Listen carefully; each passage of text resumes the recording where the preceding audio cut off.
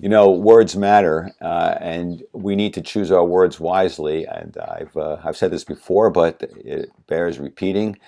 I think I've said everything before, and it all bears repeating because change is not something that happens overnight. It's not something that happens when you just like a light switch, you flip it, and then suddenly, boom, you're there.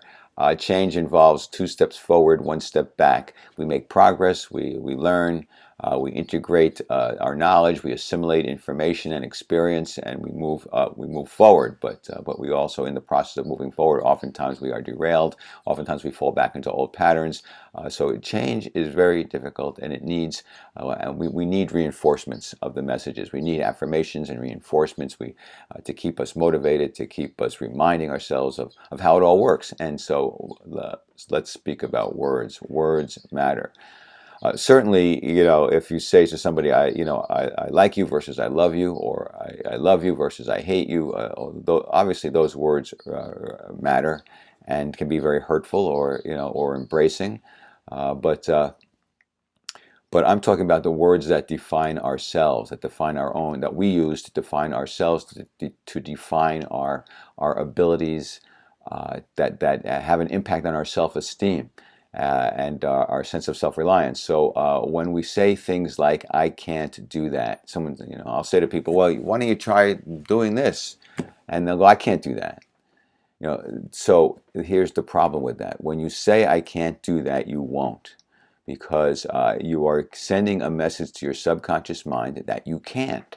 Now, the subconscious mind is incredibly powerful. That's where the law of attraction comes from. It's our subconscious mind, putting energy out there, bringing energy back in.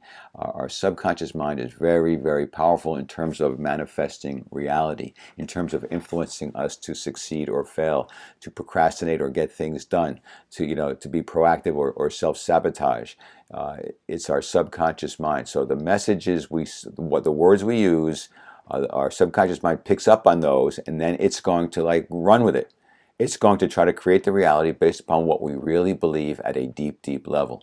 So if we really believe it can't be done, I can't do it, I'm not good enough, you won't, you aren't, well, you may be good enough, but you won't do it because your subconscious mind will stymie you, will sabotage you, will keep you from that because it thinks that's what you want.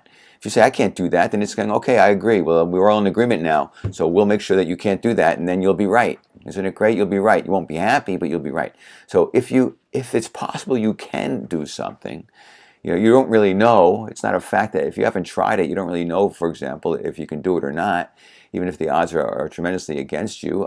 If you really don't know, you shouldn't say, I can't do it. You should say, you could say easier said than done if you want. You could say, I'm having a really difficult time doing that, or I think it will be really difficult. You need to give yourself some wiggle room. You need to give yourself some loopholes, because if you have an airtight case going on in your head that you can't, you won't. This is not semantics. This is not me playing games with words. What you tell yourself matters. So it's we have an inner critic which says, people don't really like me. It's not going to work out. I'll never be happy. That I'll never be happy. This is catastrophic thinking. It's not based on facts. It's based on feelings and fears. If we've had a bad luck in our lives in terms of our career or our relationships or our health or whatever, the past only predicts the past. If you're making changes, if you're learning and growing, the past does not predict the future.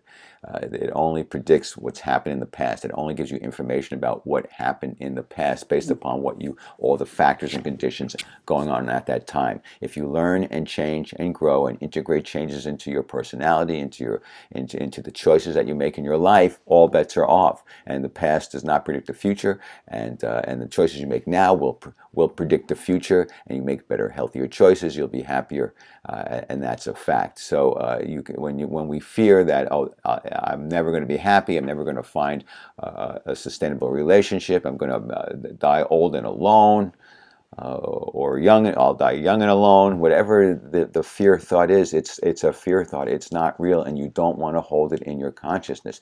Those catastrophic thoughts, you need to neutralize them. No, that's not true. Just because I've had difficult relationships that have failed doesn't mean I won't find somebody who I will be able to maintain a sustainable, loving relationship with. And so I don't have to feel hopeless. I don't have to give myself a psychological death sentence now. So it's really important, not to examine your words. Don't say always to people, "You always do that to me." Well, if they don't always do it to you, it feels like they do at that moment, but they don't always do it to you, then you shouldn't say it. Because by saying that, then they know it's not true, and then they're going to start fighting with you over your position that they always or they never do something. So it's better to stick to the facts. Also, when you're arguing with someone or trying to make a point, don't overinflate it. Don't exaggerate the truth in order to make your point, because that will become a sticking point for the other person, and they'll neutralize the whole argument. Or they'll attack the messenger, you, because they'll recognize you're not being fair in your analysis of them. You do this a lot, or you don't do this a lot. I've asked you a lot of times, and it seems like it's very rare when you actually rise to the occasion and do what I request. So when you argue with people, when you want to debate with people, when you want them to see your point of view, stick to the facts. Use your words wisely. In all aspects, start to think about the words that you're using. Start to hear them. Start to hear the emotional charge that they have. Words can have positive charge. They can have negative charge. Before you speak, think. Think about how those words might sound to the other person before you say it. And if you think how it might sound to the other person, you go, "Gee, that sounds pretty harsh," or or whatever, then, and maybe I shouldn't say it that way. Maybe I should temper what I'm thinking and saying, and say it in a way that they might hear it. So you want to think before you speak, and don't jump to conclusions and make assumptions. That's another thing. You hear other people saying things that are exaggerated and extreme and not true, or they're condemning themselves or condemning you. You recognize it in them and help them to become sharper in the choices that they use. This is called effective communication. And if each of us learned how to effectively communicate and use the proper words to define ourselves, and healthy words to define others, hey, yeah, we'd get along a whole lot better. Think before you speak. Choose your words wisely.